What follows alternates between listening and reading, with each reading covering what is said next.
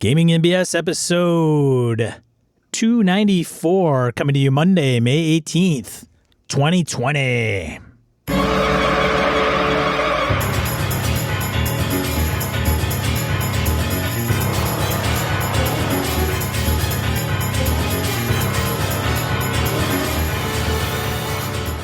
Welcome to Gaming NBS, the tabletop RPG podcast. I'm one of your hosts, Sean. I'm Brett. Welcome to this brand new show that we've just named. After 6 years, we finally have a title. There we go. Yes. You know, actually, speaking of six, dude, in six more of these, we're at 300 episodes. That's pretty cool. Yeah, 300 episodes of complete bullshit. Yeah, time flies. Yes. Time flies. It does fly.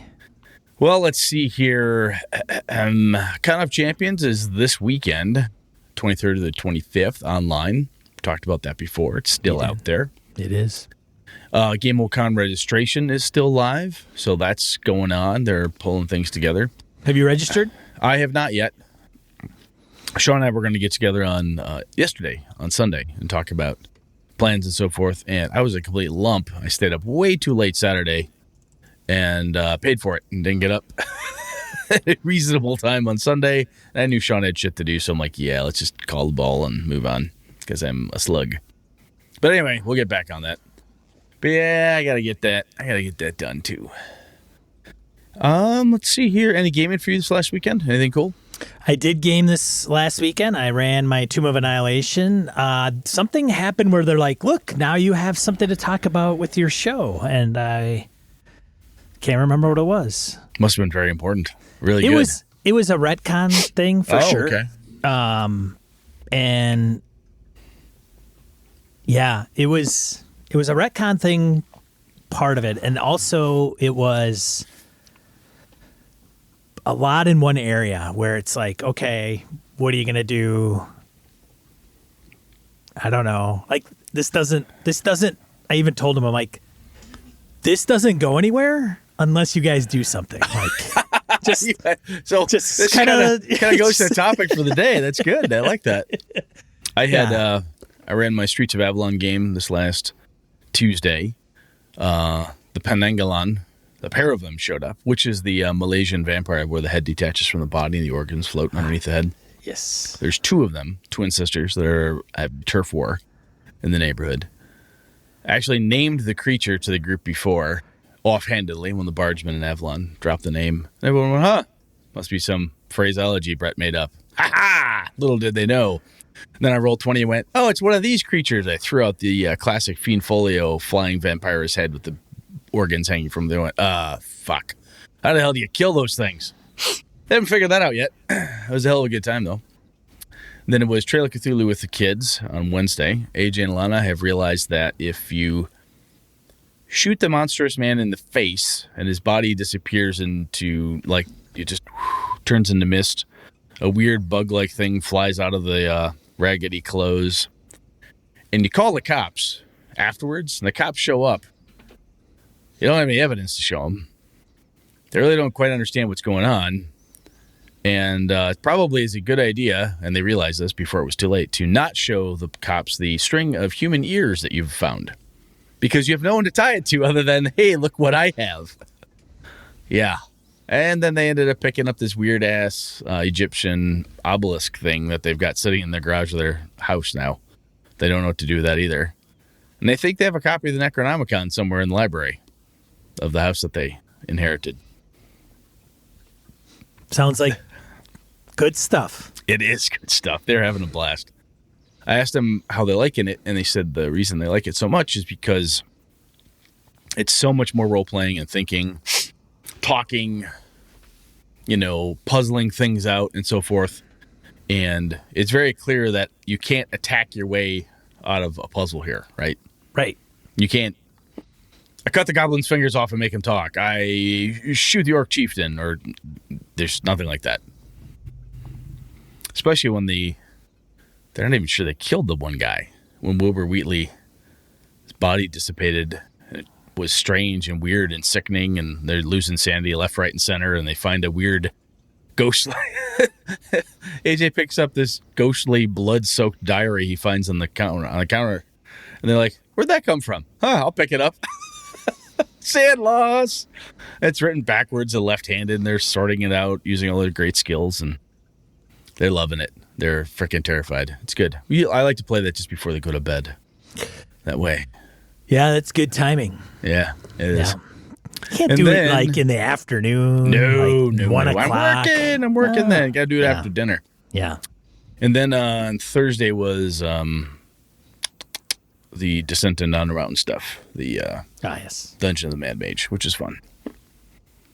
I'm still alive. A few other people might not be alive after a while, but we're doing okay. I would only expect as much. We're doing well. We're doing pretty well. I think that's about it, man. Let's go on. Let's random encounter this stuff. All right, let's get a random encounter then. I don't give a shit about what I'm doing. Random encounter, segment of the show where we field emails, voicemails, comments from social media. Got some decent feedback from folks on the last episode, which we dealt with about skill piling is one term we used. So the first one we have is a voicemail from Mr. Chris Shorb. Nice. Brett, Sean, Chris Shorb here, calling in about your most recent episode about skill piling. I think it's funny that at the end of the show, towards the very end of the main topic, Brett suggests this option of chaining a bunch of skill checks together, which means Brett has basically discovered the 4E skill challenge concept, where they chain together a bunch of skill challenges. You guys might get to that. I just had to call right away because you guys are talking about that. So I thought that was funny. The other thing is you guys were talking about team checks versus individual checks, and I love that idea. And I think one thing that might be interesting is if you set some stakes for the team check. Like when the team's like, the party's like, we're going to check the whole room. Okay, great. You guys going to do it as a team or you guys going to do it individually? And when they say they're going to do it as a team, then you can say, okay, well, if you guys are all checking the room, well, then I guess that means no one's checking the door, right? And then they can all roll, and just like team stealth, they all roll their team perception or team investigation. And, but the chance can happen, and maybe 1 in 10 times something shows up at the door and they're surprised. I don't know. That's something that just popped into my head, but that you might want to set some different stakes when they're checking things out as a team. Great episode, guys. Take care. Cool. I know nothing about 4E skill chain challenges, so we've touched on them though. I mean, I've played 4E once, maybe twice, so I know jack about the rules in that space. But if that's a thing, and there is a codified, hey, here's how you do it. If it sounds interesting, look it up. I mean, the 4E rules are out there. You can get a hold of them and figure out how it's done, or look it up. Somebody else has probably explained it, displayed it in more detail. I like the idea of stakes. I think that's pretty good from Chris. It's funny. Sometimes I'll hear somebody say stakes. I'm like, what do they mean by setting stakes for? I'm like, oh, consequences is what I think about. I'm like, oh, that's what you're doing? Then this happens, or the potential for this thing happening. However, that can feel like a kind of gotcha auditor, gotcha DM going, you forgot to do this, therefore you get screwed. Ha ha ha. And that seems rather not fun. Where if you say, okay, if you're doing this, there's, when you do that, that means you guys are totally focused on this thing. You can't do all of it at once. The benefit of the group skill check, the skill search, the group search, I should say, you're going to lose that unless you dedicate the time. During the time you're dedicated doing it, something could happen. Clear? Check, something happened. Well, we knew that was coming. As opposed to the, they don't know that they've left the back door open. That can be a little... We talked about that under adversarial DMing, and some people don't find that to be adversarial or gotcha-y. But some of my best, most intense gaming arguments have happened over exactly those types of things with my groups over the years. So good stuff, though, Chris. Thanks, man. You ready to read, Sean? Yeah, man. You want me to start? You can start. You look ready. Alrighty then. Gabe Dybing comments on the same topic, skill piling. I've seen two approaches in different games that I would use in D&D. This is the system the topic addresses, of course, does it not? I actually don't have to use these rules because my D&D is swords and wizardry. Well, that's not D&D. That's swords and wizardry. Yeah, that's... Gabe. The spelling of the two is totally different. Anyway, carry on. In my Conan 2D20 games, PCs can assist a character with a skill test. First, the player must state specifically how the PC is helping. Then the player or GM rolls 1d20 under the skill. For PCs, it's usually more d20s than that. If the roll is success, then this is added to the successes of the PC directing the action. 2d20 is a dice pool mechanic. PCs must generate a number of successes at or above number of difficulty. Any successes over number of difficulty becomes momentum, but the elegant beauty of this system, including all its gorgeous nuances, is outside this discussion at hand.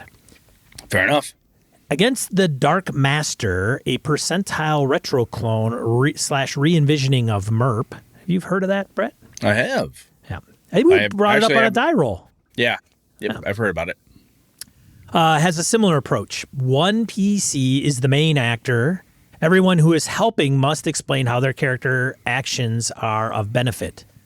Then the player's role, using the character's most relevant skill in relation to the actions the player's described. Each success becomes plus 10 for the main actor. This is easily ported into D&D. Successes from other characters who are able to describe how they are helping become cumulative plus 1 bonuses to the main actor's skill roll. There's a cool thing that Gabe is bringing out there, and Sean and I bring this up periodically, and I know Sean actually hammers on it more than I do, but that's the describe what you're doing, right? Yes, in a quote-unquote modern game, oh, there's skills for this, there's skills for that, blah, blah, blah. Oh, the OSR, you had to describe everything. Look, boys and girls, you can come at this as the game master and say, okay, you want to help. What do you plan to do to help? Right? Oh, I hold the umbrella over her head so that the rain isn't pouring down on her so she can focus while she picks the lock. I like that. You can get very creative with what you're doing. And in my experience at Brett's table, when you are the more creative, the more oomph you give to your description, sometimes the difficulty class goes down a bit, or the bonuses to succeed go up a bit, whatever, right? So I think a piece that Gabe talks about there is, first you must state specifically how the PC is helping. I think that's very important. And it could easily get, well, I help. Okay, roll 2d20. I give aid. It becomes this little button you click on your, shortcut on the keyboard. We're all guilty of it. We all do it sometimes. And sometimes look, you helping or not? And every once in a while, we just kind of blow through it because we just don't feel creative at that moment, or whatever the case is. It's not like you got to whack people over the head with the creative dictionary. But when the opportunity presents itself, ask, how are you helping? Yeah. Because sometimes, quite frankly, you're like, I want to help him pick the lock. How the fuck are you doing that? How many hands and lockpicks can you cram into one little padlock anyway? It seems silly. One person armchair quarterbacking? Nah, too much tension. I mean, how's that helping? So I think that piece that Gabe said a number of different times in there is very important and really helps to add to the flavor of the game. Yeah, and I think that specifically might be a Rollmaster clone, actually. Retro clone. I think so. Splitting hairs. A little bit. Yeah. But thanks, Gabe. Good stuff, man. So the old school DM came in and said, there's no skill piling in my games of D&D 5e. 1, no rule required. Passive perception / investigation is what used to be called taking a 10 and the default minimum score for those checks. If a difficulty is below the passive score for any of the appropriate characters, you don't even have to ask for a roll. They get the info. This is rules as written. Note, it's worth singling out to the character with the highest passive score as to be the one who, quote-unquote, noticed the info to reinforce the specialization. Number 2, one roller, optional helper. When I call for a roll that is valid for the 5e help mechanic, I often prompt, are you doing this alone? I ask, how are you helping? Only to present a role-playing opportunity. I just hand them the tools to keep the light up, or whatever is fine. Everyone roll together. I often call everyone roll a skill / attribute check. What was the highest and who got it? This is for anything where it is important that the PCs get some information. The highest score determines how much detail is revealed. If everyone can check at the same time, this just gets everyone to pay attention to what's going on and listening to the result. as well as providing a role-play moment, as normally the proficient character with the high is the proficient. Normally the proficient characters roll the highest. But if they don't, it's fun to ask them explain why they missed it. Number 4, I never allow a roll that isn't called for. Don't care what you rolled. Put your hands in your pockets if you can't stop touching your dice. I like that. In short, if passive beats DC, no roll. Otherwise, determine one roller or everyone rolls. Resolve highest result. There's no piling on, since who, if anyone, rolls has been predetermined before even talking to the players. Quick and easy, the game just moves along. There is an interesting thing. I love the fact that Randy calls us out, our buddy the old school, is the passive perception investigation piece. The passive perception in 5e. I don't know if it's just me, but goddamn if I always forget that. I know it's a rule. It's a raw. Its rule is written. I know it's there. But damn, I have a tendency to forget it because when I'm playing D&D, I don't think about that rule for some reason. It's actually worse than inspiration. I find better ways to use inspiration and give it and do creative, fun things with inspiration. But man, the passive perception, I'm going to have to find a way to make a big sticky note, put it on my Game Master screen or something that says, hey, Brett, jackass, check passive perception. I'm going to have to write them down, if nothing else, too. You know, I think that's another one of those GMs rolling the dice for you. If you keep track of all the passive perceptions, you can just do a quick glance on your screen and go, yes, Sharon has the best one. Boom, she's got the info. Sean, when you just ran the Tomb of Annihilation. Are you using passive perception in that, like actively, or do you like, fuck, I forgot that's a thing? Sometimes I make a conscious effort to go, passive perception, because it's something that's probably written in front of me that says, hey, a passive perception of whatever, or somebody with a, kind of in this area will detect this with a passive perception DC 13, 12 above or whatever. I don't tend to use it as much as I should, because I think sometimes it's easy. And frankly, if somebody, it kind of goes back to what we were talking about where the person's, like you mentioned, Brett, in the last episode, hey, you look under the bed, the thing's under the bed, you find the thing under the bed. So I don't usually, because I'd rather use the description and the narrative to award the person for that than to say that they're searching the room and then because they have a passive perception of 14, and if this item is, a 12, they automatically find it. I'd rather have them just say, I look for this in this area, and I just go, yep, it's there. Congratulations. I wonder if the passive perception thing is, if it's like a failing on my part more heavily than on yours. You're using it much more often than I am based on what you said. I wonder if this is a style thing where both you and I have a tendency to prefer the descriptor, right? Like, how are you doing? What are you doing? A little bit of a throwback to the old days or new days, depends on however you want to say it. Anyway, a thing we like. The other thing for me is the DC. For some reason, I tend to think of DCs as a role. Yeah, as a role. I think, it's a DC as a role. I don't think of it as the thing that you could beat passively, right? I can see that, yeah. And I don't know why, but the idea of having to assign, because I game master a lot on the fly, as we've talked about, and how I roll and how I like to run my games. I don't go, there's a clue in here, but it's going to be a DC 10, so we'll see if anybody's passive perception catches that. That is not Brett's thought process. Sure. When you run into the room, it's much more of a, what are you doing? Explain it to me.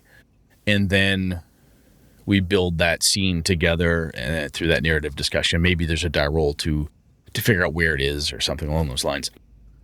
However, I think this is just a muscle from to what we've talked about a while back. Again, scrap the 10,000 hours piece. We beat that fucker to death. But the point is, if I want to get better at this, I need to find a mechanism that will help Brett remember passive perception works like this, you jackass. And some of it may well simply be writing it down and having it directly, glaringly in front of me. Much like, hey, what's everybody's armor class? How many hit points do they have?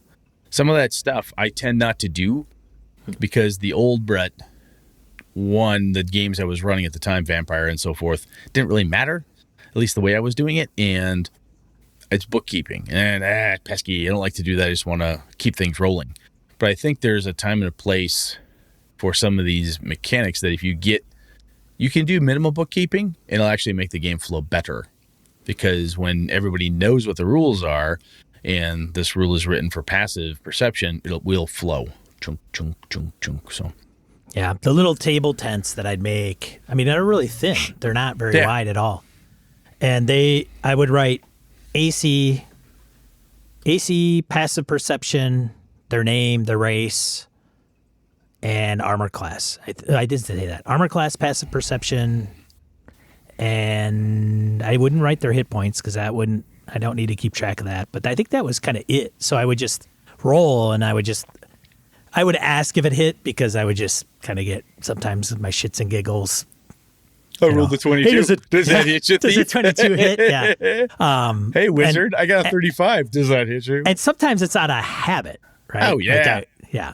Where it's just, hey, did it hit? Or I could just look at the thing and I'm like, okay, I should narrate. The problem I have is I'm not narrating enough. I'm not getting into the DM seat as much as I should. Like I spend too much not from 100-foot view, but maybe a third person perspective where it's, okay, you're in the dungeon and there's a door down to the left. What do you do? Versus like, okay, it's dark. You can barely see. Make out the concrete walls. There's a crack, blah, blah, blah. And then there is a door. And beyond that, there is no illumination. There's no cracks. And you hear nothing. I have to get more like that so that it just gets them into it versus sometimes like even this past session in Tomb of Annihilation, it was very puzzly. Well, I tried this, I tried that. It's not. And that goes to rolling and knowing their armor class. So if I just roll and I go, oh, I know that hits, I can say, the bad guy winds up and clocks you against the side of your head.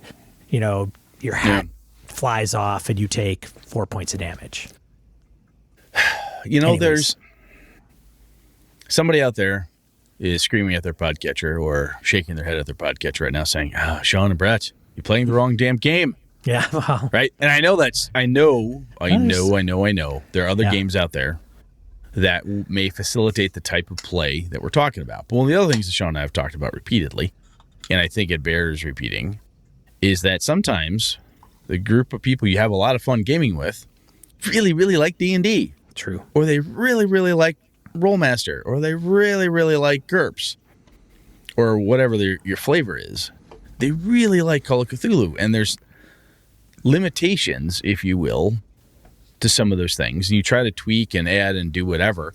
And quite frankly, the other limitation is if you're reading or running multiple systems, playing in different game systems, fuck. I got a Pathfinder game on Tuesday for my Avalon game because that's what my crew wants to use, and Alpha's running 5e. We will cross those streams and those wires on a fairly regular basis depending on what's going on. How much damage does this do? Oh, it's D8. No, it's a Pathfinder. Fuck, look that up. Tick, tick, tick. It's D6 in this one. Because we just don't have that stuff. But I like, there's ways to do what Randy's talking about, and there's ways to take that narration, and I think by having that information on hand, Sean, you can still do the narrative piece. It's dark, it's this, but thankfully because you have a passive perception of 15, are able to cut through the darkness and see the furtive figure at the corner of the hallway, right? You can use those points, those automatic things as part of the descriptor. Yeah. It's a muscle we need to work. So, got to figure it out. That's right. But anyway, good stuff, man. Thank you very much. Yeah, thanks, Randy. He's always got good stuff. All right, Tom, over to you. Tom continues, same subject, just to tag along with old school DM. Because my original comment was geared towards multiple checks, I totally agree that unnecessary rolls are to be avoided. I've played in too many games where you had to roll for everything. Mm-hmm. If it's something that's going to get noticed at some point, I don't require a roll. If it's information that someone should know because of their profession, I don't require a roll unless it's very obscure. If people are just doing normal things, I don't require a roll. A pilot doing a routine docking maneuver at the station, no roll. Attempting to dock with missing thrusters and a gunfight going on around him, yeah, roll for it. Rolls should really be requested if a failure would be interesting and advance the story in its own right. If you're driving the scene of the adventure, I don't want to spend 30 minutes covering a minor fender bender you got it into because you failed a driving roll. And I think that's actually almost defined, like in many rule books. Like it is. Unless this something's going to happen. No, there's a theory though that this is where, like, you know, old school had this, hey, passive, hello, passive rule right here. It helps you get past some of this shit. Right. The first time I ran Middle-earth role-playing MERP, which is Iron Crown Enterprises Rollmaster derivative, for a subset of my home group, my buddy Dave is like, oh, he knows Rollmaster, this will be great. He tries to do a simple movement maneuver in the woods. He galactically fails and breaks his arm. Fuck. They're a quarter of the way to the adventure. They're traveling through the wilderness. And he did something because there was something to investigate. I can't remember what the hell it was. He broke his arm. Like, I'm useless. Yeah, I know you have a broken arm. Well, that shouldn't happen. I'm like, that's how this game works, man. You tried to do something risky, therefore blah, blah, blah. Well, I didn't. I said, look, this is how this functions. Let's move. You know? Yeah, did I have to do that? I could have easily said no roll or whatever, but we were trying to play more to the spirit, more to the kind of the rule versus the spirit, perhaps in some cases. But anyway, I distinctly remember that. And the reason I do is because I'm like, yes, this is why I normally don't make people roll all the time, because sometimes stupid shit happens. It just wrecks everything for no reason. So, yeah. Good stuff, though. Yeah. Good stuff, Tom. All right, let's see here. Norbert. I only allow passive checks for detecting a hidden threat and subtract 5 from passive if they are not taking their time. Active perception, I think, is better handled through verbal description / narration rather than die rolls in most cases. The PHB indicates if you have to be specific to find certain hidden things. Die rolls with general descriptors, I search the room, regardless of how high the roll, are irrelevant. Don't forget to make active perception rolls at disadvantage for lightly obscured areas, i.e. seeing with dark vision. That's actually pretty interesting, the last piece especially. I love this because this harkens back to infravision and ultravision. Remember ultravision? Oh, Jesus, yeah. So back in the old days, infravision, you literally saw infrared, hot red and blue, hot, cold. Ultravision was like the ultraviolet spectrum or whatever weirdness.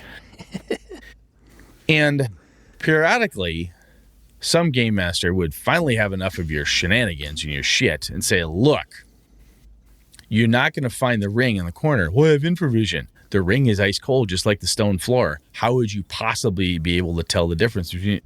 Well, it's got a slightly different, and then it just becomes a shenanigans thing, right? So the lovely advantage, disadvantage, or adding a penalty to this, go ahead and look. But you're using dark vision. It's not as good. You may have really good night vision. You go outside. The stars are out. It's a moonlit night.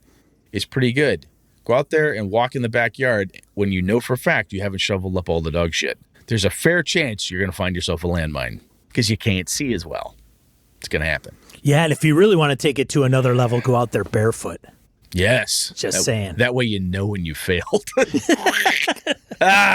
Immediate hepatic feedback. That's disgusting. But anyway, I love that, and very cool. Thank you, Norbert. Yeah. Over to you, sir. Carp DM on the same topic, skew piling. This was really good podcast, guys. Excellent topic and well covered. Gave me a few nuggets to tumble around in my toolbox. Thanks. Skill piling, what I call skill check conga, is a massive pet peeve of mine. It's how you beat a CRPG, not immerse yourself into a TTRPG. Usually if one person announces they want to try a skill and others announce the same before any dice are rolled, I let them work it out in terms of how to approach the problem. I'll quietly adjust the DC, add advantage, etc. based on what they come up with. If someone wants to try something after dice have been rolled, it becomes a case-by-case situation. Sometimes there's a reasonable explanation and it makes sense.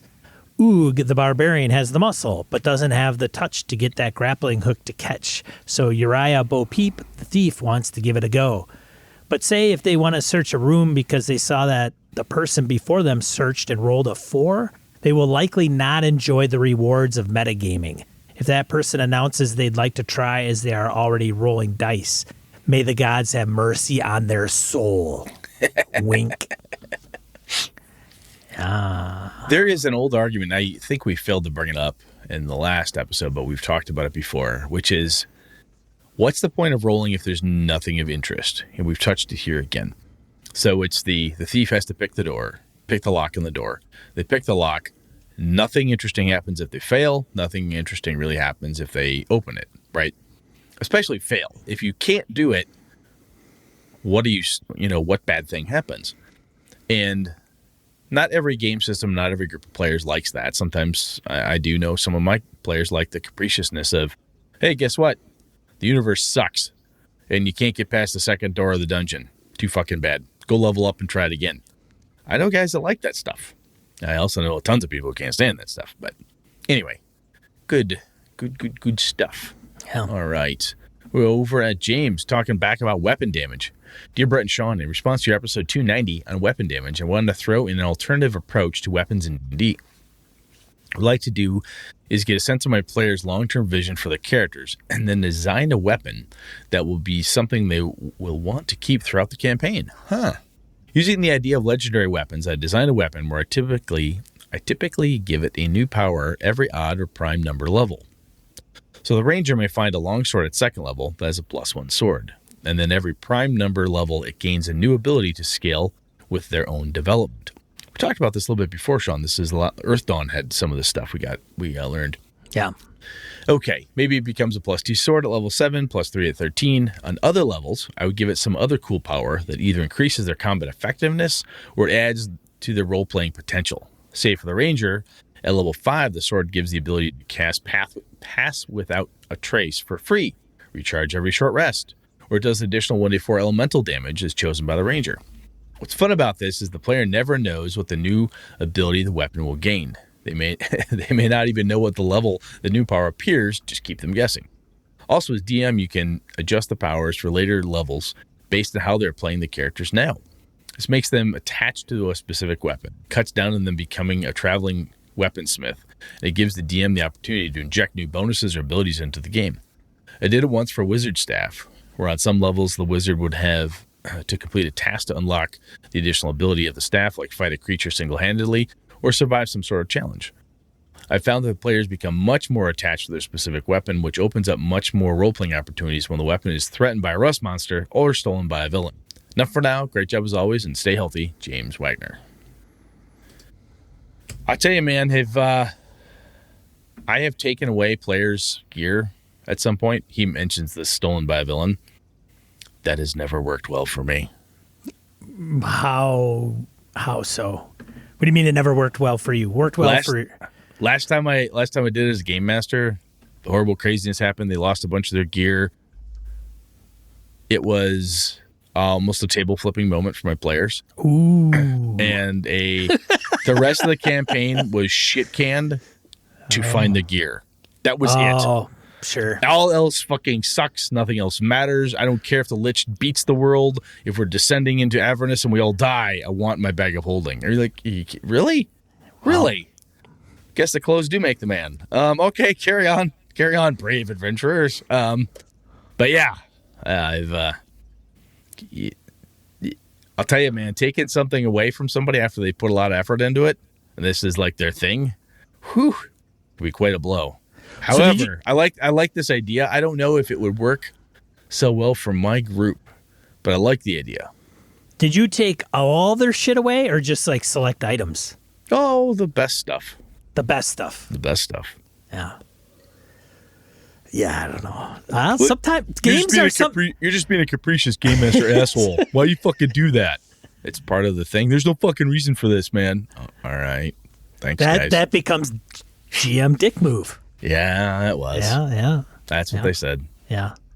Well, some games, I think some players, not all, but I think that's kind of their thing. Like the World of Warcraft video games kind of built on that shit. Like, I collect crap, and I've got good crap, and I'm going to take that good crap, and I'm going to bring the big freaking pain down. And when you take their crap away, that's That can be pretty bad. fucking pissed off. Can be bad. Yeah. Now, though, that's just one piece of what James had mentioned there. I think the rest of it is that idea we have talked about before about taking a weapon and adding to it.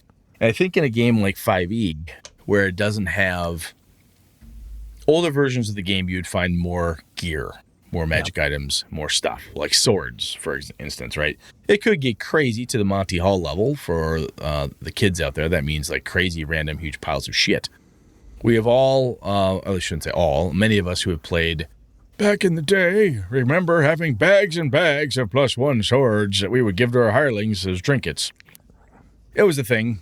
You know, it's that when treasure overdoing it, you know, game masters like over rewarding and so on and so forth.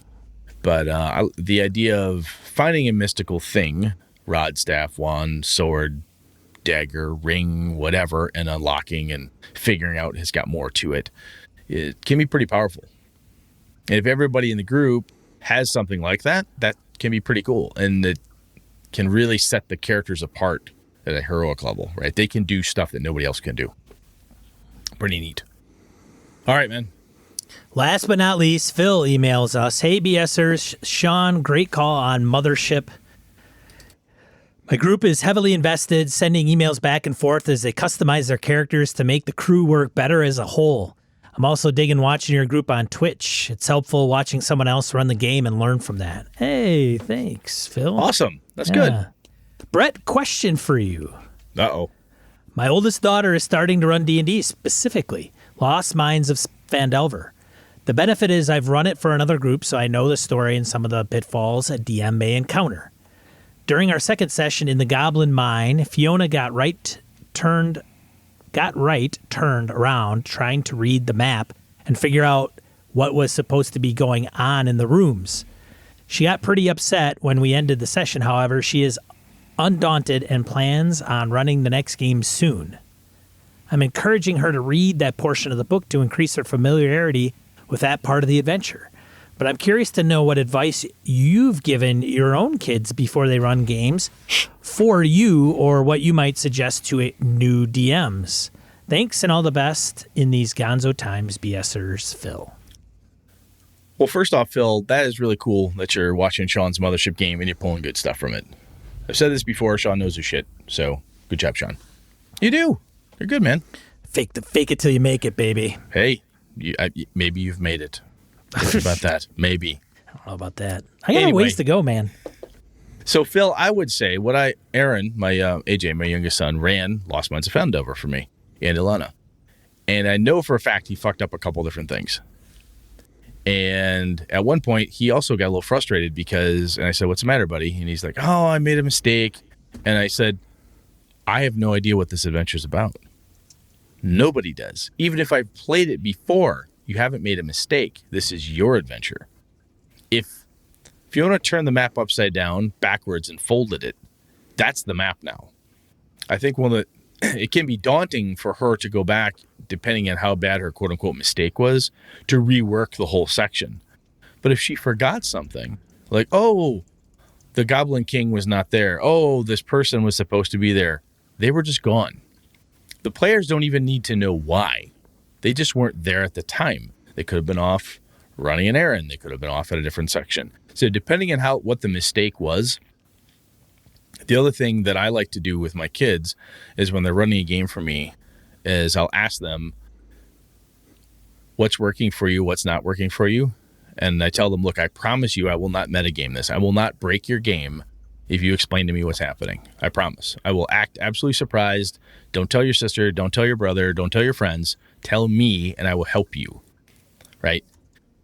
Every time I'm done running a game for my kids and I say, did you have fun? Yeah. Okay. Did you see what I did? What do you mean? When you discovered this thing and this and this and this, you made these mistakes, which is why your characters didn't have the information to give the cops when you called them. Oh, that's right.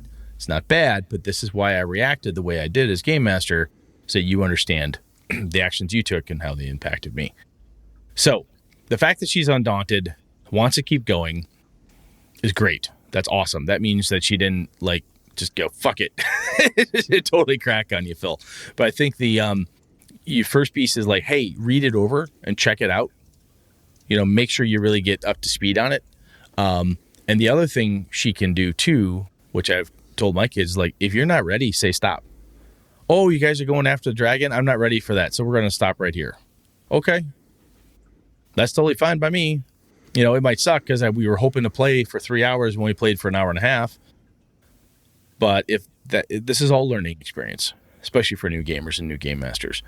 So I think if she rereads it and she says, oh, I really wanted, or there was a clue she missed or something that's really critical that she has to put someplace, tell her she can put that thing wherever she needs to. She can put that clue somewhere else, right? She didn't run the adventure wrong, which I think is a big piece. When my daughter Alana ran a game ages back, she was trying to run a pre-published adventure for Little Wizards. And she was very frustrated with AJ and I because we weren't following the path she was putting out for us. We were doing different things. She had no idea what to do. And she was terrified that she was doing everything wrong and that we were wrong. So it was all wrong, just big piles of wrong. It's not how it goes. So I think from me to my kids, that always helps kind of calm them down. Like, hey, look, it's your adventure, man. You could have scrapped all the goblins and traded them out with orcs. Really? Yeah, I'm not going to stop you. There's no gaming police. You could have traded out, she could have accidentally used kobold stats instead of goblin stats and went, shit. Depending on what she is, she probably didn't actually say shit. But she could have said, shit, I used the wrong stat block. Doesn't matter. Did we all have fun? Yep. Move on. Make a note to yourself, I can't believe I used kobold stats. Or whatever, and just keep going. So, Phil, I hope that helps, but that's what I've done with my kids, is just not like teaching over the top of them, now what did you do? Not condescending down, but saying, hey, what's bugging you? I promise I won't wreck the game. I won't tell anybody what you told me, but what's going on? Oh, don't worry, especially if you know the adventure, dude. You could be like, hey, no big deal. Take that thing, move it over here, put it by the red sashes, you got it.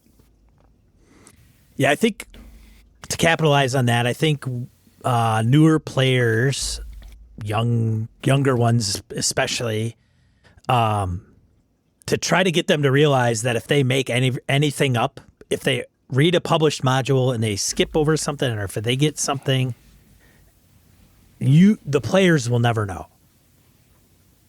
They may suspect, but they really truly don't know for sure. They may scratch their head like, wait a minute. But if they can understand that, they'll start freewheeling like Brett in no time. So I'll tell you what, if you've not played Lost Mines of Fendelver and you plan to play it, ignore me for a little bit. So spoiler alert right now, what is this at like 42.54 minutes or whatever into the show? Here's the deal. AJ's running it. There is this big nasty drow guy, wizard, and some spiders in it. And we got a pretty good idea where he is. So AJ's waiting because he has this plan. The guy's in the room. As soon as we open the door, we're going to get asked to get big spiders and blah, blah, blah, blah, blah. And we'd gotten to a point where we had some pretty powerful oomph. AJ goes, what do you do? I creep up to the door. Okay, roll stealth. All right, you're right up there. What do you do? I knock on the door. And I say in undercommon, sir, I need to talk to you. AJ has no idea what to do. He's no clue. He's never encountered anybody doing anything like this. He goes, okay. He opens the door. I attack him. Do I get surprised? Yeah, well, you sure surprised me, says AJ. Wham! We smoked him. He never got one attack. Ilana, our three characters, just crushed. We just destroyed this guy. He's like, okay, that was interesting. He still tells that story now. That was one of the coolest things I've ever game mastered. And he's been game mastering quite a bit since then. So, end of spoiler. But yeah, some of those you just learn, right? Like, yeah, I bet she doesn't make that move again. Holy crap. Next time somebody knocks on a bad guy's door, he'll probably have a different idea of what to pull off on him. But that's the type of shenanigans that players pull off. Yeah. And Fiona could have easily gotten shenaniganed by her group. Everyone's giggling, having a good time, having fun, and somebody like Brett goes, I knock on the door and see what happens. And then she forgets that oh my gosh, it's no big deal. Absolutely no big deal. No. Anyway, enough of that. Well, thanks everybody for writing in and commenting on the forums and the emails. We appreciate it. Let's get into the main topic. Main topic. Yeah, baby.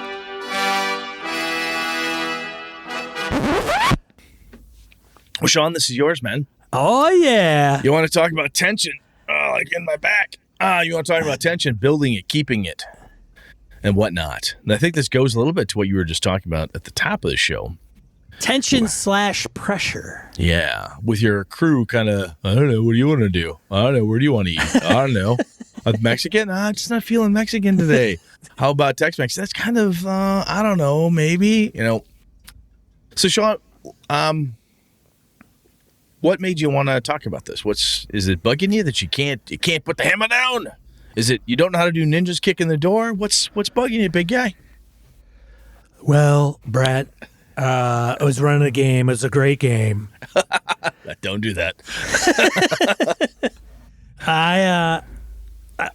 After the show last week, Brett and I were talking, and we were talking about, Brett's like, hey, what do you want to talk about? We were kind of mumbling about stuff. And one of the things that I brought up was the mothership game that I'm running. So the guys, guys, on my mothership game, you might as well just tune out from here on, all right? Just walk away from this show. I'm not going to mention anything, but it's really not worth you listening to the rest of this mumbo jumbo. But this is a lot about what you learned.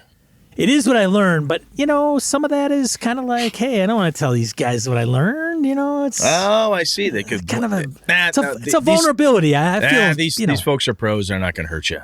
Yes, true. You hurt him. They're gonna, do it. Hurt him anyway. Make him cry. I want to see Sean cry on Twitch. It's like 6-on-1, man, and totally going to make me cry. You're going to get your mental ass kicked. That's what's going to happen. Keep going. It's not such maybe it is a bit of an epiphany, but what I came up with was like these guys are facing a few different things all at one time. And so I thought, multiple plots or multiple things, like I got to deal with this, now I got to deal with that. Like it's coming all kind of down at once. So issues. It's like that. It's like when I go to work. This doesn't work. That doesn't work. Right. This guy's sick. Oh, and you walk in the bathroom and somebody clogged the toilet. Really? Yeah, really? Brett. I got to do this. Brett's I got to call the maintenance guy and fix this. Oh, and some jackass took a fork truck and drove over one of my IDF cabinets. God damn it. Yeah, never mind whatever happened before you had to go to work. Yeah. Oh, yeah. The fact that I spilled coffee on myself and almost got in an accident. And yeah. So I want to basically take what Brett's normal average workday from like 6 to about 8 and pull that all down upon a player character group. That's legit. Yeah, you wake up, man, you spill your hot coffee on you at the camp, and then all of a sudden a monster comes through the camp. Oh, and shit, you still got to report to the king by, in the next 20 minutes. Oh, and you should probably get dressed. Yeah, what? You should probably, oh, crap. yeah. But your clothes are missing. Oh, yeah. Son of a bitch. Excuse me. So this is So I think this is interesting because there's one piece where people say, like, how do I keep things going, keep the pressure on? And sometimes when characters turtle and the players do the whole, I don't know what to do, I don't want to leave my house, ninjas kick in the door, orcs attack, goblins jump in, space virus lands on your head, Cthulhu awakens, horrible shit occurs. That's a big thing. But there is that tension and pressure, especially if you want to have a situation or an entire campaign perhaps, be this situation where it's just tense the whole time, right? So you watch Aliens, the second one with the Space Marines, where they're on the planet. Spoil. Okay, so first off, if you haven't seen it, I'm sorry, we're going to talk about it. So get over it. Anyway, so there's a point like, la, la, la, la, shit starts happening. Fuck, fire. Oh, God, no, Jesus, bam, bam, Marines, we are leaving. Bam, bam, bam, bam, bam. It goes bad. It gets to a point where every time somebody knocks a canister over, someone drops a can of rations, someone pulls this over, the guns go off over here, everybody's on fucking edge. You want that, I am on, this is a DMZ, man. I'm in the trench right now, and I'm getting shelled. And that's a feeling that a game like Mothership, from what you've described and what you're trying to do, I think, really thrives on, right? The unknown, the kind of the what the fuck, the horror movie thing, right? You don't get a lot of time to breathe in some of those flicks when it's going and going and going. When Leatherface is coming after you with a chainsaw, you're kind of like, let's just hang on a second. I got to get a coffee. And we're going to do about Leatherface in the other room. Jeez, I don't know. Seems kind of, it's kind of dangerous over there. So that's what you're talking about. Is like especially Mothership, they're on a ship. They're trapped. Well, it's the whole tension. Yeah. And part of it isn't, I mean, obviously you got to generate that, right? It doesn't just happen. Like it starts out with the, hey, we're traveling through space and everything's just fine. And then all of a sudden so this what do you happens and that happens. And then it's this. And then, oh my God. And So are you using, when I've done this in the past, I know what I've done. I'm curious what you're doing. Are you doing lots of little nagging, antagonistic small things? It's just kind of pow, pow, pow, pow, one more straw and that camel back will break eventually? Or are you like, this is on fire, 16 men are dead, and that's on fire, and the ship is falling out of the sky? Are you doing huge stuff all the time, or is it a mix? How are you mixing it up? Well, I think it's all perspective, Brett. I mean, one person's little is another person's big.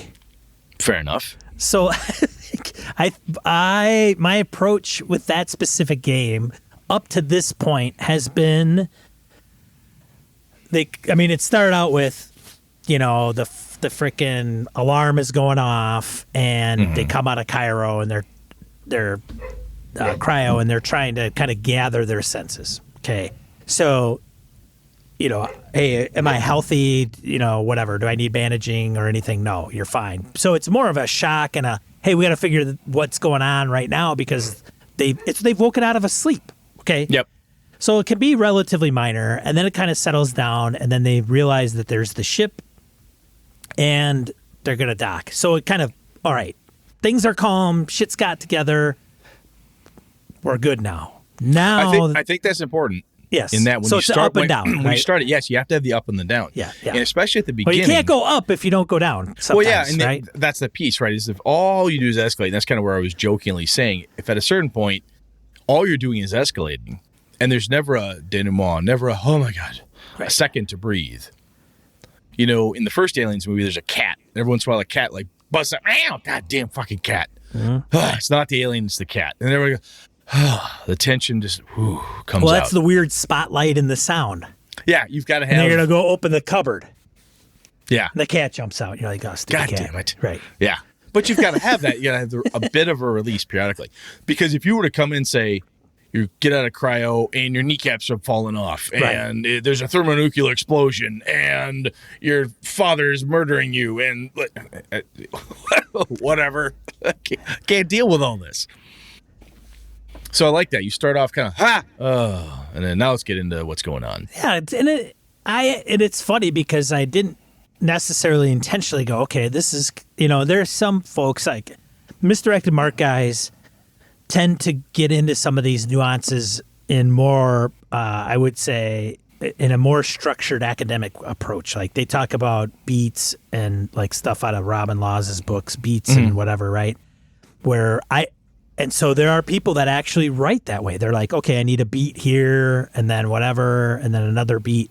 I don't do that, but I think I don't do that intentionally. I think I do it unintentionally, and it just happened to work out that way.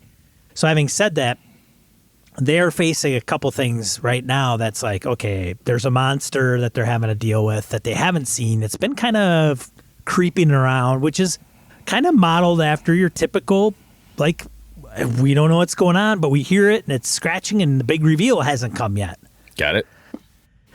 Well, now the reveals come, right? Like these guys are well aware. That's when the last session ended, was like, son of a bitch, it's a who's he, what's it? Yeah. They're ready to, okay. Right. And at the same time, right before that, and I mentioned this at the end of the last episode where they're kind of stranded on this one derelict ship. So what I wanted... You set up some wonderful small stakes, though, here, right? Yes. So some small drama. Right. This isn't quite right. This isn't quite right. There's shit that's broken that needs fixing, right? Yes. And that...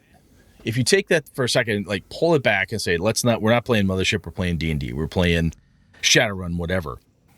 It's small things are not working right. Yeah. They're nagging, they're annoying. You could fix it if you had a moment. If you had some time, you could go fix the hyperdrive, right? Chewie, go fix the hyperdrive. Han Solo could have fixed the fucking hyperdrive if people would stop shooting at him, right? Right. you could fix any one of these things given the time, the tools, and the talent. You take care of this problem. However, the little things pile up, as they do, and in the middle of that, you get distracted from fixing the hyperdrive, or distracted from shoeing your horses, or cleaning your armor, or going to see that guy who's working on your sword or whatever, because something's outside the castle walls scratching. Another person's found dead, right? There's a murder happening. There's things going on. This happens in murder mysteries. Let's see, like Silence of the Lambs and stuff. You could, if people stop dying, people stop being abducted, and you just had to solve the problem of the moment and not worry about the continuation of the problem and an uncontrolled something happening, spinning out around you, it might be easy to do, but you just can't deal with it all. And it can't be so big. I love what you've done where it's small stuff, right? You talked about, like, hey, this isn't quite right. That's not quite right. That's a little bit off. Oh, this door won't open all the way. You know, it's small, annoying, antagonistic stuff that just irks you. And then the big reveal happens. You're like, oh, wow. It's too bad we haven't been able to fix all that weapon system stuff back there. That sure would be handy right about now. Sorry, I totally talked over there, but I love what you're doing. I think this is really cool. Well, and it's one of the things about this topic is I was thinking is, in D&D, these guys stood around in a room for, the better part of 6 hours. I mean, there were off rooms in this particular area of the tomb, but there wasn't anything pressuring. Now, could I have created something to up the action or get them to do something or move them in a particular direction or prompted them in a way that would allow that would make them go into a particular direction or take action? And sometimes D&D, I find that, there's situations where you're like walking through the forest, you're walking and you're walking and you're walking some more, and then you come across encounter, whatever encounter is. It could be wandering monster, band of, bandits, you scout ahead, there's bandits. Then it's like, okay, what do you do? And then it becomes very, and it's not, I don't want to say formulaic, but it's very kind of like, okay, it's on us. Did they notice us? No. Okay, do a couple skill checks. So it's very procedural kind of thing. So let's give me an example of. So I think some of this. Oh, sorry, keep going. Oh, I was going to say. So the reason I bring that up is I got to think that there are some games where this approach to throwing stuff at the party that kind of ruins their day, little things that just kind of annoy the crap out of them, but they have to kind of react to them, is maybe more apt or more applicable in Shadowrun, Cyberpunk. When I ran Vampire, Heist. The first time I ran Vampire, I used Chicago by Night. And one of the wonderful things it had in the back was like random encounters. And it had like random weird shit that had like no connection or just stuff. That's where I learned where the one woman who was playing with me was a girlfriend of mine at the time, Kat. I had somebody spill water on her character 3 or 4 different times. She had liquid spilled on her like all night long. Every time she turned around, she was wet. Oh, you told us. This is like a long time ago you brought this up. Yeah. And it drove her fucking bananas because she's like, oh my God, something's going on. And it was nothing. It was just a really shitty day. And sometimes you have a really shitty day. I think games like that and what you're talking about, it's when we think about a D&D game versus Mothership or versus Star Wars or Shadowrun, I think doing what you're doing for Mothership would work well in a Shadowrun game. Because that setting, that whole idea behind it is you could wake up and snap your bootlaces. The car's in the shop. This is, it's going to take another 2 weeks to get that axle done. I don't know what it's going to do, You could have that annoyance happen, and it feels very natural and native to the setting. And Mothership, you walk into that game, you know what it's about. So as players, you're kind of expecting it. If it was we walk in, we do 3 searches, we find a thing, oh my God, it's a monster, find out how to defeat the monster, move on.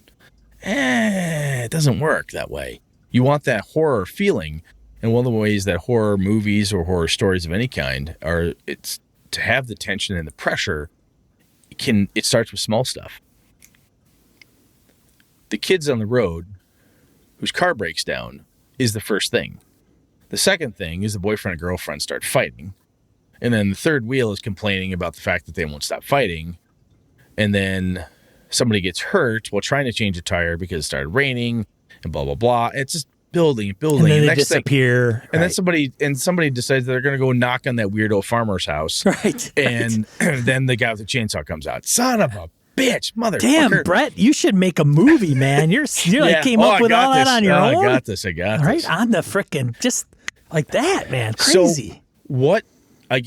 So pulling that stuff out and in Mothership, right? And the other thing that's really fun about an environment like that is the environment is very contained.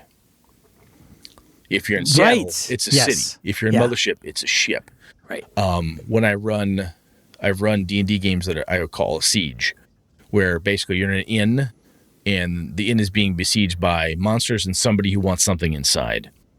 And when that happens, the area is very contained. For me, it's easier to do this. One of the reasons why I love city campaigns, I think I talked about this a little bit, and I'm doing this to my home game with Avalon, is small nagging shit happens. Lenny's character found out his sister's dating somebody he doesn't want her dating. So he's got to go dig into this kid, find out what the deal is. Ends up killing the kid, feeding him to some ghouls, but that's a different issue.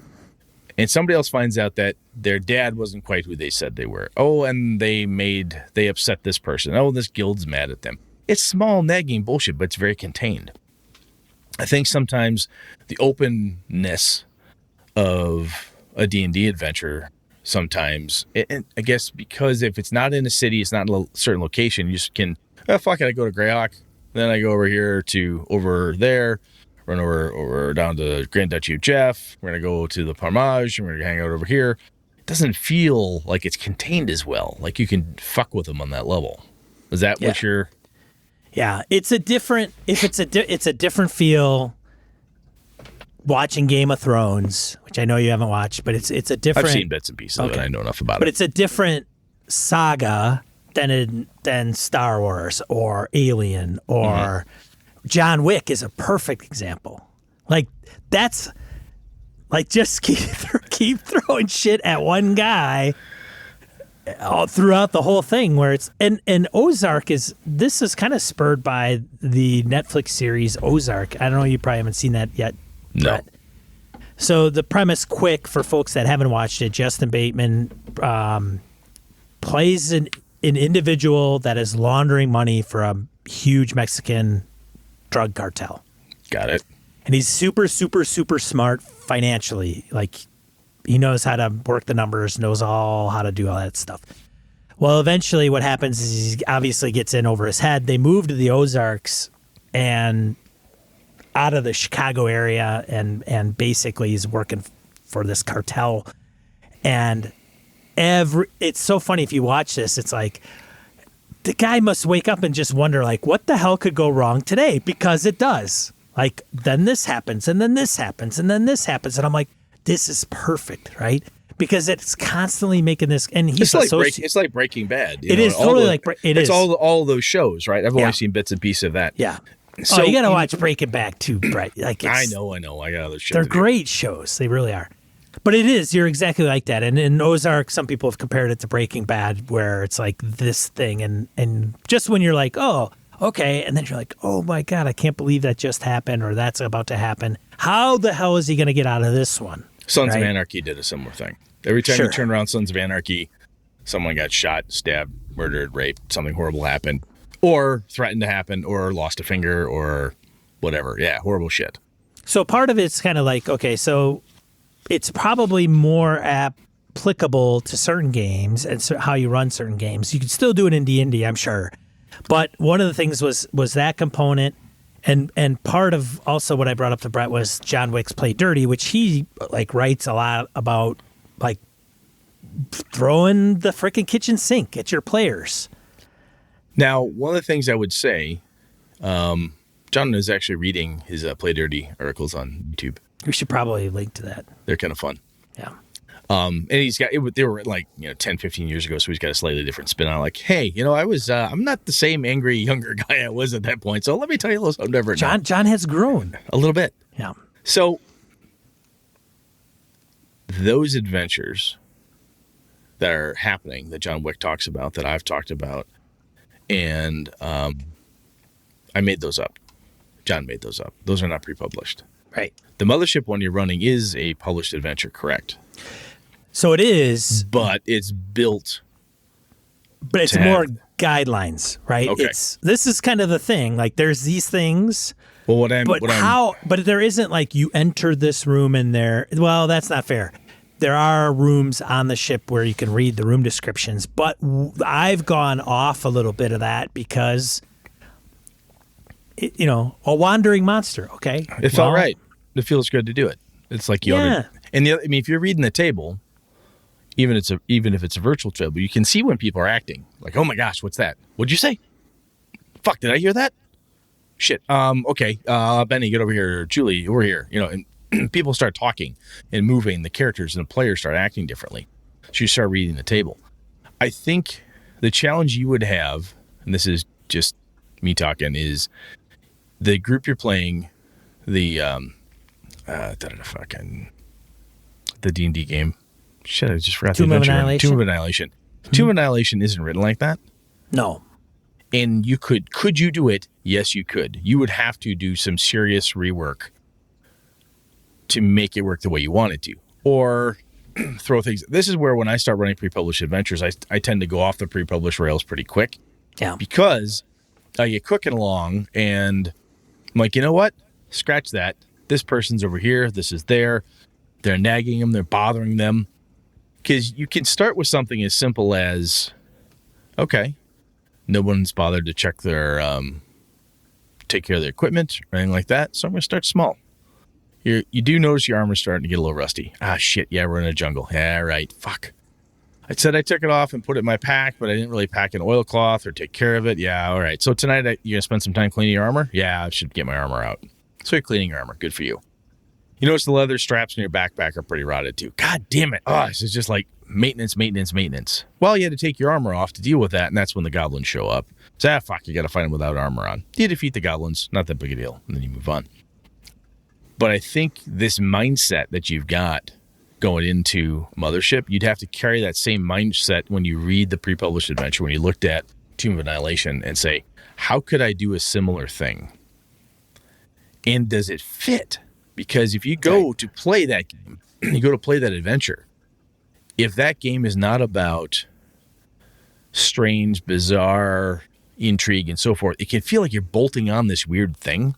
Yeah. Because some of those games, some of those settings, adventures, and so forth, I honestly think are fine in a way. It can frustrate us to a point, but if they spend 4 hours fucking around in a room, that's okay.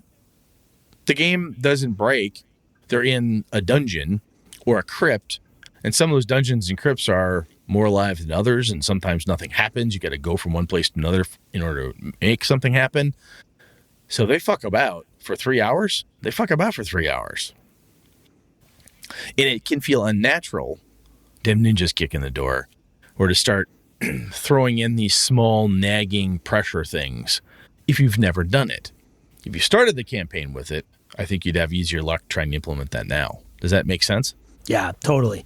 And I agree. Like, it would be weird to bolt on stuff. And Tomb of Annihilation is they walk down a corridor and something happened to them, but the corridor they didn't know this. And I don't know if any of these guys, I think maybe Andy listens to us, but they don't, the Tomb of Annihilation it's not a spoiler, but if you're going to go through that adventure, it's a smart, intelligent player module adventure, right? So if there's a corridor and the DM reads to you what the corridor description is, it probably has something to do with the corridor. Like, you better pay attention. Yeah, pay attention to what it's telling you, because the hints are there. But people are like, well, I walk right down the hallway. Well, those puzzle events, man, that's a different style of play that you're looking for. Yeah. So I think if you were to look at that adventure and read the whole thing through and say,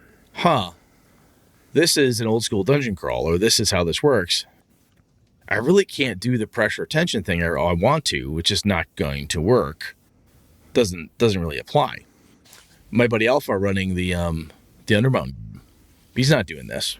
No. We have food to track and some other things we need to worry about, but he's not doing the weird pressure shit that I'm pulling off in Avalon. It doesn't mean I'm better. It's just, it's a different environment. The setting, the container the adventure's happening in lends itself to this stuff. Right. Yeah, you could totally take Tomb of Annihilation, rework the fucker, and crack this stuff in there, but I think that might be more work than it's worth in some of those cases. But I think you can't. I do it with D&D. I do it with Pathfinder. A lot of people have done it with a lot of different game systems, so it can be done. I think it comes down more to the setting, and I like part of what you said is you kind of start small and then have a thing and then a relaxing moment. And you gotta be able to let the air out. You can only hold your breath for so long before you turn blue and pass out. Right. At some point, I knew the floating head pangolin vampires are gonna pop up if the players haven't figured it out. They had enough clues. They should have figured out X. Well, creatures are having a turf war. Something weird's going to happen. Well, they finally did something. Alpha and Nick break into this old brewery. They go up there. Oh, my God. They find the body. No head. The head flies in the room. Craziness ensues. People get dropped from big heights. It's fucked up. Oh, my God. What the fuck? Well, at some point, the monster had to show up. They had enough clues of vampires, of bleeding, controlling, and this, and this. Like, where is it? Where is it? At some point, Dracula fucking shows up. Jonathan Harker and Van Helsing don't just wander around going, I just can't seem to find him. What the hell's going on? What's happening? You can't wander around Mothership or Aliens or wherever the fuck you are and go, God, I don't know where the Klingons are. I mean, we've been looking. We've heard Klingon signs all day, but I haven't seen a Klingon for 16 sessions. Yep. You can't maintain that. You can't maintain that. It has to have these bursts of, oh, good. Oh, good. Fuck, there it really is, you know. And the small tensions are small, conquerable, defeatable. You've gotten past the tension. The door didn't open. I got a fucking crowbar in there. I got the spaceship door jammed open. But now when the players flee back through that room and the creature's chasing them, what about that? How does that play into it? You know, that. So I think you're beating the story right. And I think, how do I do this? So I think there's, like you said, there's an art form to it. And sometimes you can get almost overly, for my mind, overly prescriptive. I think the way you're doing it naturally, are you doing it where you like, hey, it's a little slow, I want to add something? Do you just find yourself finding natural places for you anyway? I was waiting, and I kind of thought, I want to get this going. And so it had to be the right timing. Mm-hmm. And have things kind of fall in place. Like, oh, this would probably be a good time to do this. I don't know if I necessarily have to think like that all the time, because I think part of prepping, not prepping and just blurting that out in the middle of, all right, we're kind of searching this room. I search in the corner, just dropping the hammer and there's blood. There's blood, or there's a creature that jumps out at you, or the whole ship. You're doing that, and you're suddenly thrown to the other side of the room because the whole ship just tilts. What the hell is going on? And then, it tilts back, and you're getting flown all over. It goes from searching the room really boring to all of a sudden, blah. Now, I had to I picked certain times where it was like, okay, this happened. Oh, and by the way, 5 minutes, like something happened and it wasn't that big a deal. That's another thing too, right? Something happened. They're like, well, that's weird. They're trying to call their ship. Hey, hello, come in. They can't communicate. Well, not a real big deal, right? Not life threatening. The ship took off. I don't know. We'll have to deal with that at some point. And then monster shows up. Well, the ship having taken off or wherever it went, and the monster being in front of you, now it's compounded. Like, now I'm gonna say shit. something. Where the hell are we gonna go now? I don't want to spoil this for anybody who's playing the game or plans to here, but One of the things that you talked to me about off air before the show was, the adventure. And by that, I mean, what's supposed to happen, the big things, all the major themes, so on and so forth. The fact that you have that stuff down, and it's not the huge it's not a 200-page book, right? No. You know the main themes. Monster, moon, this. You've got all that stuff. Yeah. But you know what I'm saying? You have that stuff. You are free to improvise as long as you stay true to those things.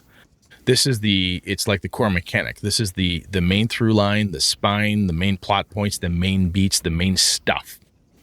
So, one of the things that Robin Law said, and I've realized over the years, when I read it, I'm like, I do that. I never called it that. What's the most interesting thing that can happen right now? If something's fucking boring, right? You search in the room, you find nothing. Second room, you're like, okay, they can't find nothing. Something's got to happen. You find a hand. What? Just a hand? Yeah. Is it like in a glove? No, there's a fucking hand. Is there blood? No blood. What the fuck? There's a hand? There's a human hand laying there? Actually, you can't even tell if it's necessarily human. What do you mean I can't tell if it's human? You getting down there to look? All right, fine. I go down to look at the hand. What is that about? It's not in the rules. It doesn't matter. It fits the theme, though. What does the monster do? Does it eat people? Does it sever their hands? And maybe at that moment, like, you know what the fucking monster does? It won't eat their left hand. I don't know why, but it won't eat the left hand. Every body they find left hands. I don't know. I'm making this shit up, right? Right. But you can do that stuff. You can blurt out a truth. And sometimes the players blurt out this wonderful truth. Right. They find something and go, oh my God, it eats their livers. Now it does. Now it eats livers. That's a great idea, Jared Rasher. Click. And then you go on to the next piece. Motherfucker, is the liver? Yeah, liver's missing. I knew it. The liver's fucking missing. God damn it. It eats livers. Motherfucking monster. God, liver eating bastards. You've got it, right? But you are you're in a contained area. You know the main pieces of what the area are all about. And from that, you're free to improvise in the pressure and the tension components by adding spooky clues, freaky occurrences. And one of the things that goes into that is it's not connected, non sequitur bullshit. Wham! The ship bounces. What the fuck was that about? Has nothing to do with anything.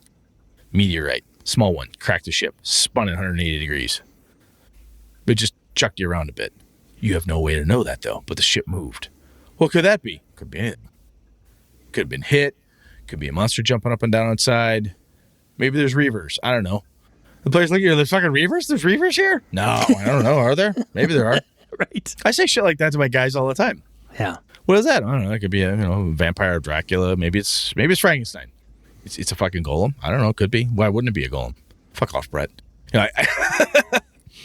Saying those things, but blurting that stuff out, you are free to do that, Sean, because you know what's in the container. Thanks, Brett.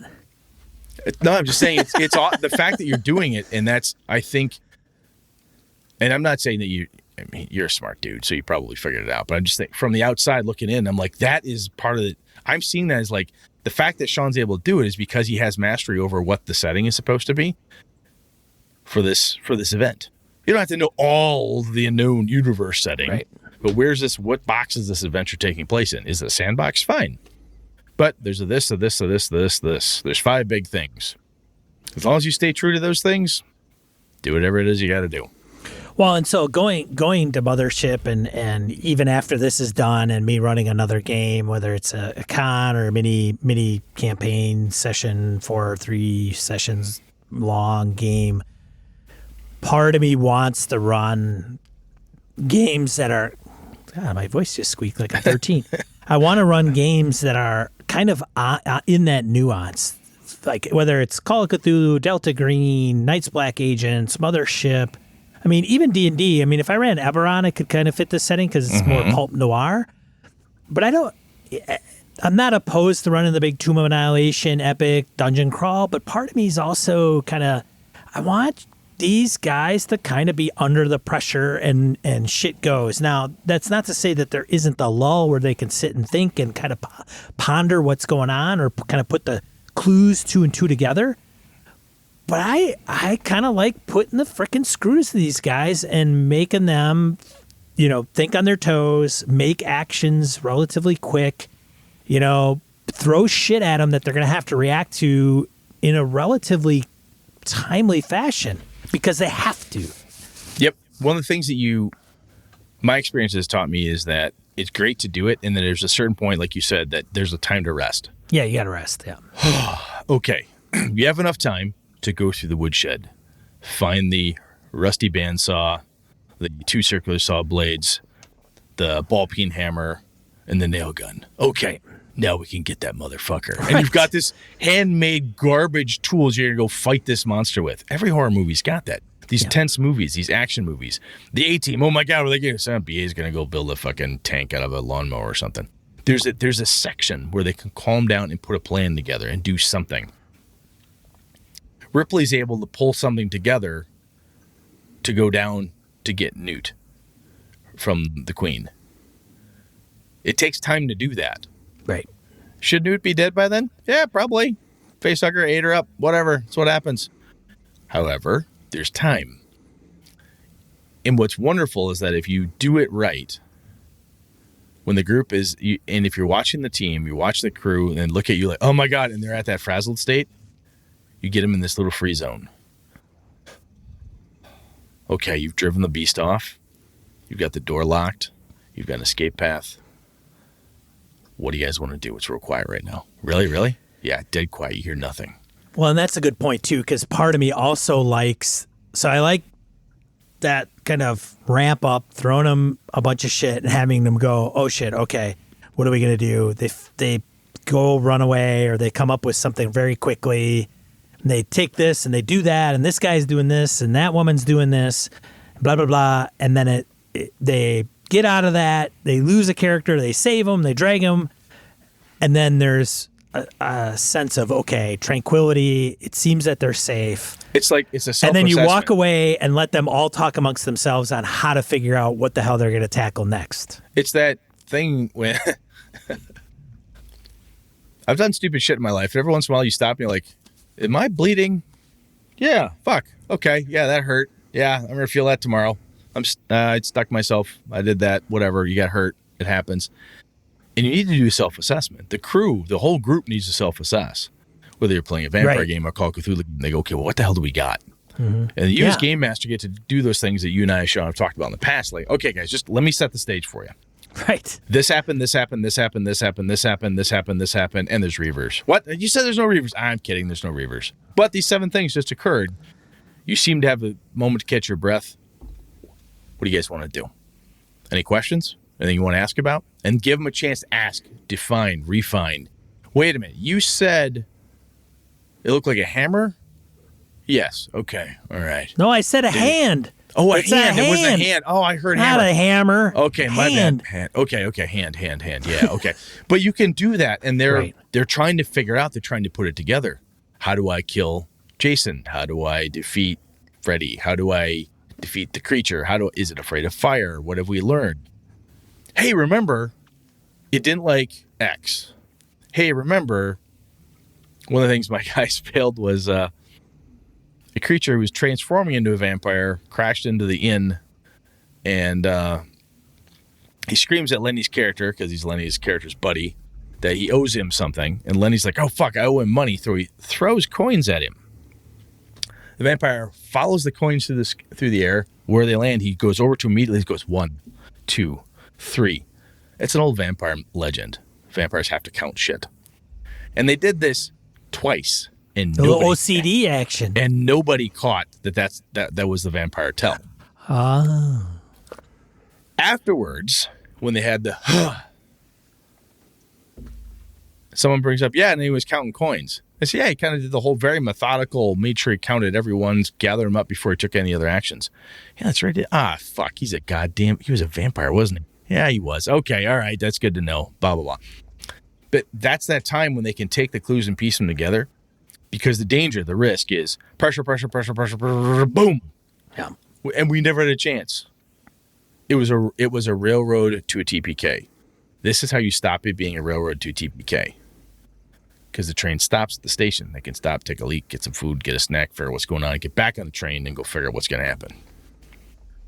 Maybe. Maybe. Or you just get the pressure on them. And depending how long it is, I think you don't have to have every session. Doesn't necessarily have to have the deep breather. True. But if you haven't had one in a while, where you're like, was that last session or 2 sessions ago? Might be a good time to throw one in there. Yeah. We weren't too scientific about how you introduce the beat structure here, but just the theory behind it. Right. Yeah. Any other points you wanted to hit, man? No, not really. I mean, no, I think we're good. I am interested to hear if people have their own method of putting in this, any examples or good stories people have about making the characters kind of run ragged for a little while and throwing them the kitchen sink. And then and if you've got a structure, it sounds corny, but it's hard sometimes to put the lightning in a bottle because there's game masters out there that do really, really cool stuff. And if you ask them, how is it you do that? They look at you and say, I don't know, I just do it. It's not easy. There's stuff I do. I'm like, where'd I come up with that? I don't know. It just happens because it's just a muscle I've exercised. Asking a pro athlete, and we're not pro athletes here, right? But asking a pro athlete how they did the no-look pass, like, well, I just knew he would be there because that's what we do. You've got this sync. And if you've got a group you're gaming with, and sometimes the group is just on, man, and you guys bam, bam, bam, bam, bam, bam, bam. It's like wonderful stage, improv. If it's working, it's really working. And it's not easy to come up with or write up an actual process and have it seem like it'd be fun to do. Because a lot of processes, I like Robin Laws, but some of his stuff is so goddamn dry to me. But anyway, so yeah, let us know what you think, what you got. Let's get into die roll. Let's do die that. roll. 2 to 4 miscellaneous points of gaming and geekery you want to bring to you. I've got 4 this week. First one, Full Deck Role Playing by Jason Blair. So Jason used to live here in Madison, where I live, and had done the Streets of Bedlam for Savage Worlds, as well as Little Fears. So he put out an RPG. It's free. We'll have a link to his blog post that talks about what it is. And then in the blog post, there's a link to Drive Through RPGs where you can download that game that he's designed, which is based on like a deck of cards. It's also somebody, Gareth, what's his last name? Brett Gareth. He's the gamer guy. Yeah, Skarka. Knows Jason as well, posted it on Twitter and mentioned that you could use it for actually creating stories if you want to just be an author. Slick. Yeah, second one, Empire of the East, which is a DCC Kickstarter. It's funded, ends May 29th, 2020, as this is being recorded. Empire of the East is I think a Brett Saberhagen series. Fred Saberhagen. Yes. Brett is my co-host. Yes. Fred Saberhagen is the author. Totally different Saberhagen Blazinski. Yeah. Yeah, totally different guy. Third one, Tom Kartos. I came across Tom on Twitter. He put out 50-plus maps for virtual tabletops that he's designing and has designed, and he has a Pinterest and a Patreon. So he put them up on Pinterest, and then you can go there and redirects you to the map, and you could download those for free. He's got some good-looking maps out there, man. Yeah. So check those out if you're playing Roll20 or, what Virtual Grounds. You can import those maps. Yep. Last one, but second to last one, Twilight 2000, 4E, 4th edition role-playing game announced by Free League Publishing. Man, Twilight 2000 I never played, but I think I may check this out. I wanted to play that. I got to make characters and play once. I loved it. It was a long, long time ago. Yeah. The concept, the theory behind it, I'm like, oh, this would be fun. This would be a fun little alternate universe type of thing to do. Part of the reason is that I have this alternate World War I game in my head. And this might be a good way to figure out how to do it right. So I'm really interested in this. Yeah. I just think it'd be cool. So there's a lot of people like, ooh, that's awesome. And then the last one, Brett. Yeah, I've got the link to John Wick reading the Play Dirty chapters. I think he's up to like chapter 5 or something at this point. But it's kind of fun. That's all we have for this week, folks. Brett, what are we talking about next week? Any I'm not plans? Sure, man. Okay. We will come up with something. Stuff and things. You have to tune in next week, this time Thursday or Monday nights at 8 p.m. Central Time, U.S. and we'll record live. Otherwise, you can catch us at gamingandbs.com, our podcast there, and you can download this show in the audio format and listen to it at your leisure. You bet. Thanks, everybody, for showing up live. Thanks for everybody listening. I guess we'll wrap it up. I'm Sean. And I'm Brett. Good night. Good gaming all. This episode of Gaming and BS brought to you with the help from the following BSers: Graham Miner, Corey Wynn, Brian Kurtz, Ray Otis, Larry Hout, Mark Tasaka, Pure Mongrel, Chris Steele, Ron Bishop, Thomas Hook, Wayne Humfleet, Craig, Brandon Barnes, Laramie Wall, Dan LaValle, Jason Hobbs, Sky, Old School DM, Perry Besor, Jim Fitzpatrick, John Kayward, Corey Gonzalez, Eileen Barnes, Robert Nemeth, Anil Diamond, Howard Bishop, Eric Salzwedel, Closet Gamer, Jeff Goad, Aaron Coleman, CW Mellencamp, Craig Huber, Old Scouser Roleplaying, Andy Hall, David F. Playlog, Harrigan, Melissa Bashinsky, Brian Rumble, Henry Newcomb, Eric Tavola, Roger Braslett, Mark Sohm, Andy Olson, Eric Avia, Ron Blessing, Jeff Seifert, Mike Hess, Angus, Tony Sugarloaf Baker, Rory Weston, Curtis Hinson, Jim Ingram, Daniel Garrett, Eric Frankhouse Presents, Huss Carl, Jason Weeb, Dollar Adventure Frameworks, a.k.a. Steve, Jared Rasher, Michael Dinos, Matt Cyberlick, Chad Glayman, Finolf, Josh Wallace, Corey Welsh, Merkel Froelich, Rich Wishan, Joe Swick, Curtis Takahashi, and Aaron Railia. Hey, if you've liked what you've heard in this show, tell one of your players. Have them go to gamingandbs.com/subscribe. We would really appreciate it. Thanks, BSers! This has been a Litterbox Studio production.